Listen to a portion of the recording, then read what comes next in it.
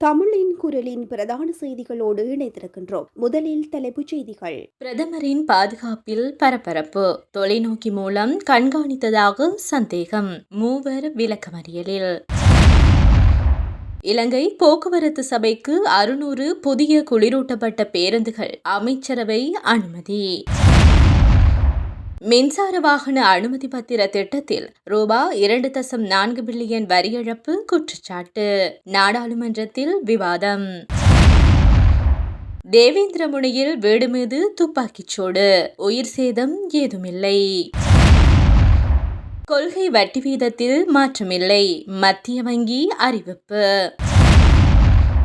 கொழும்பில் ரூபாய் 2.7 கோடி பணத்துடன் இருவர் கைது, விசாரணை தீவிரம்.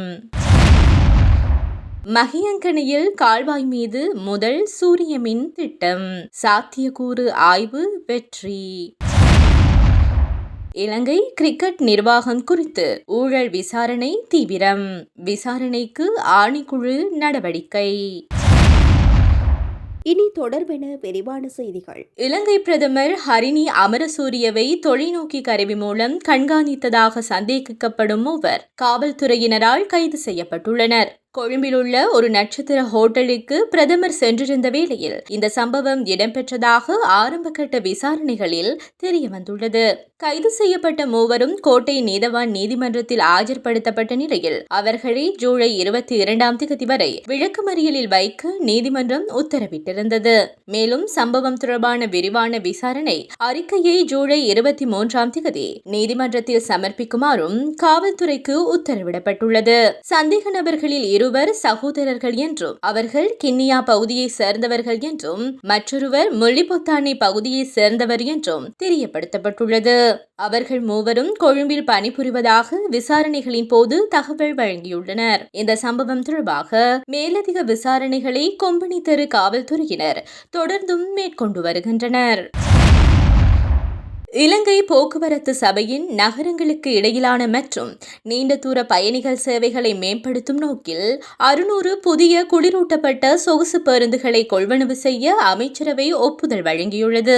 2026 ஆண்டுக்கான அரச முதலீட்டு திட்டத்தின் கீழ் ஆரம்பத்தில் 49 முதல் 54 பயணிகள் வரை அமரக்கூடிய 600 சாதாரண பேருந்துகளை வாங்குவதற்காக 14.4 பில்லியன் ரூபாய் ஒதுக்கப்பட்டிருந்தது.